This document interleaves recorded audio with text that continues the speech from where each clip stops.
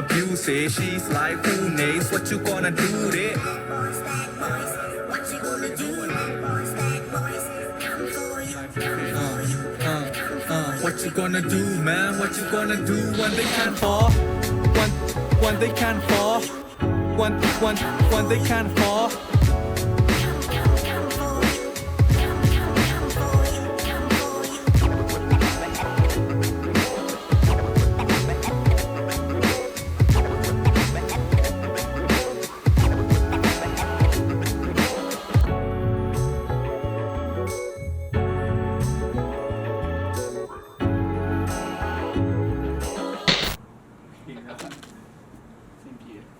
ฮัลโหลฮัลโหล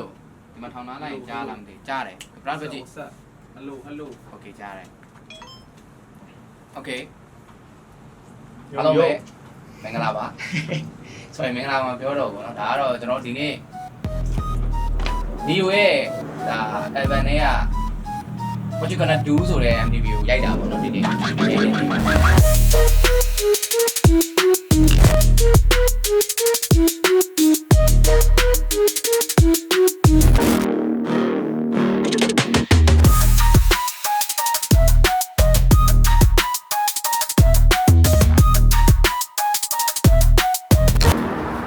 နောက်တစ်နေရာပေါ့နော်နောက်တစ်နေရာသွားဖို့လုပ်နေပါတယ်ဒါကတော့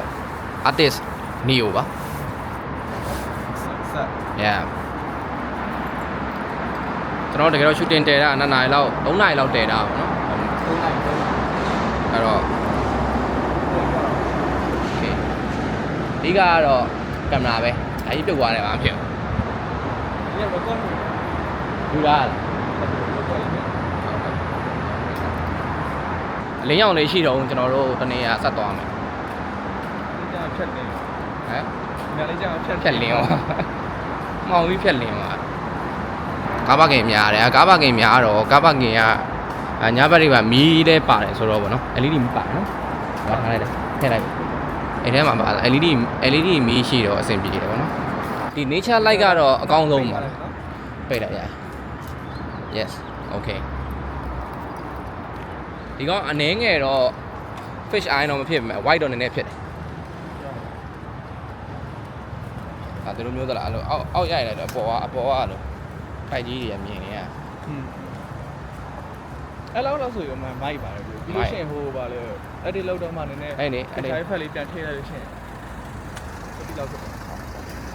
သူက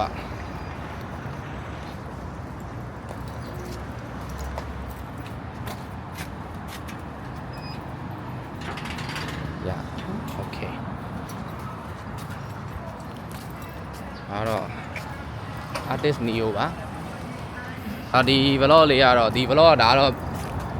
music video ရိုက်ရင်းနဲ့ behind the scene လေးပါတခါထည့်ရတဲ့သဘောပါပဲဒါကတော့ကျွန်တော်လက်ရှိဘေးမှာထိုင်နေရတော့ Neo ပါ ဒီလိုလို့ခေါ်ပါတယ်ဗျာ represent by yeah yo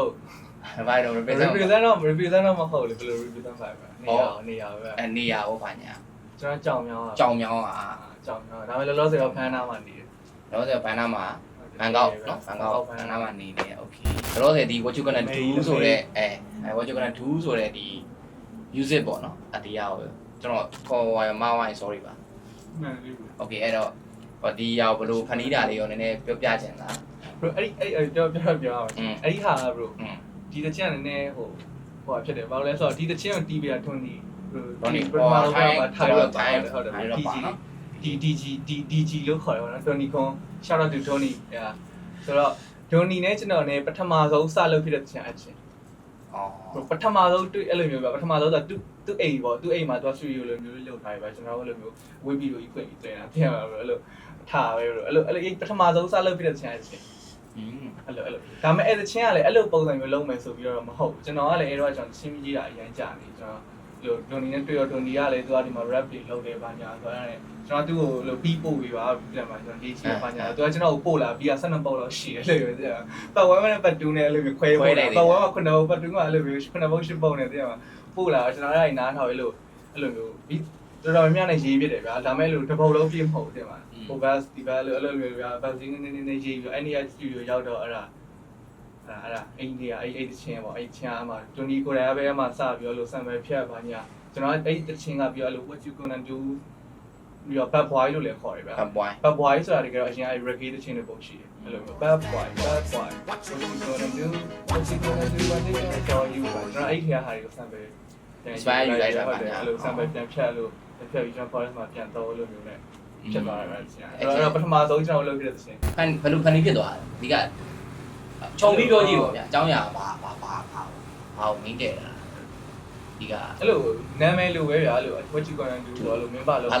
တဲ့ဟာပေါ့ဒါပေမဲ့ကျွန်တော်ဟိုလိုမျိုးကျွန်တော်အဓိကအဲ့လို Evan concert တွေရောက်ပါလို့ကျွန်တော်ပေါ်တာတွေကိုစကားလမ်းပြောတဲ့ဟာမျိုးဗျာကျွန်တော်ဒီ55နှစ်ငါတော့ဘယ်လိုဖြစ်နေမင်းတို့ကဘယ်လိုလဲဆိုတဲ့ဟာကိုကျွန်တော်လမ်းပြောချင်တဲ့ဟာပဲဖြစ်တယ်အဲ့လိုတချင်းထဲမှာလည်းအဲ့လိုမျိုးဝါးစက်မှာဟိုငါ့ကိုထားခဲ့လူလည်းရှိရပွားဆိုတော့ဒီလိုပဲဒါပေမဲ့ငါစိတ်ပြေနေမင်းတို့ကဘယ်လိုလဲဒီတဲ့မင်းတို့စီလက်မေးလိုက်လာပြီးမင်းတို့ဘာလုပ်မှာလဲအဲ့ဒီဟာပေါ့ဗျာကျွန်တော်မင်းတို့ဘာလုပ်မှာလဲဆိုတဲ့ဟာပေါ့ခေါ်ရတယ်တိုင်မင်းဘာလုပ်မှာလဲကွာဆိုတဲ့ဟာအဲ့ဒီဟာပဲအဲ့ဒီသဘောကမှကျွန်တော်ကတော့အဲ့လိုဟိုလေးလုပ်လိုက်တာပေါ့အခုဒါကျွန်တော်နဲ့ကျွန်တော်ကြီးပေါင်းပါများတော့ပထမဆုံးဒီရဲ့ဒါ Evan နော်ဘာသာ Evan လို့စပြောလို့ရတယ်ဟုတ်တယ်ကျွန်တော်ကလေအဲ့လိုဘယ်လိုပြမလဲဟို red လဲဆိုတယ်ဗျာတချို့ကြတော့ဗျာ red ဆိုတယ်ဒါပေမဲ့သူတို့ရဲ့နေပုံထိုင်ပုံကတာမန်ပဲ rapper လို့မထင်ရတဲ့လူတွေရှိတယ်ဒါပေမဲ့ချို့ကြတော့မဟုတ်ဘူးကြည့်လိုက်တာနဲ့ကိုသူတို့ outfit ကိုဖြုတ်နေတာကျွန်တော်တကယ်ချင်းတကောင်ရှိတယ်ကျွန်တော်ရဲ့ចောင်းလုံးက home ပေါ့နော်အဲ့တော့မင်းသားထွန်းတော့တကောင်ရှိတိလား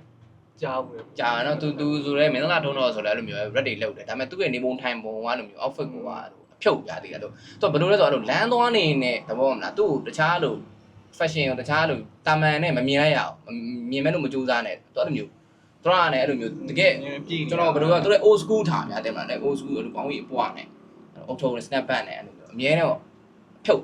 fashion ကအဖြုတ်အိမ်မှာနေနေတယ်အဲ့လိုမျိုးကြည့်လိုက်တာနဲ့ဒါ rapper ပဲဆိုတော့သိတယ်အဲ့လိုမျိုးကျွန်တော်ထင်အဲ့ဒါအဲ့လိုကျွန်တော်ထင်တော့အဲ့လို rap ထက်ဗျာ hip hop ဆိုတာယူအရင်ကြိုက်သွားလို့ထင်တာပဲတဲ့မှာကျွန်တော်လည်းအဲ့လိုမျိုး rap တဲ့ rap ဥမာဗျာ gangster rap လားဒါ west coast rap လား east coast rap လားအဲ့ဒီဟာရင်မသိခင်မှာကျွန်တော် hip hop ဆိုတာစသိရတယ်မလားဒီ music နဲ့ဒီ culture ကြီးနဲ့ဒါတွေမှုတ်တာတွေကားတာတွေအဲ့လိုမျိုးတဲ့မှာ DJ အဲ့လိုအဲ့ဒီဟာယူကြိုက်တော့အဲ့ဒါယူ line နေပြသွားတာပေါ့လို့ကျွန်တော်နေထိုင်ပုံထဲမှာပါသွားတဲ့ဟာမျိုးပဲပြီးတော့မှ rap ကရွတ်တာပဲ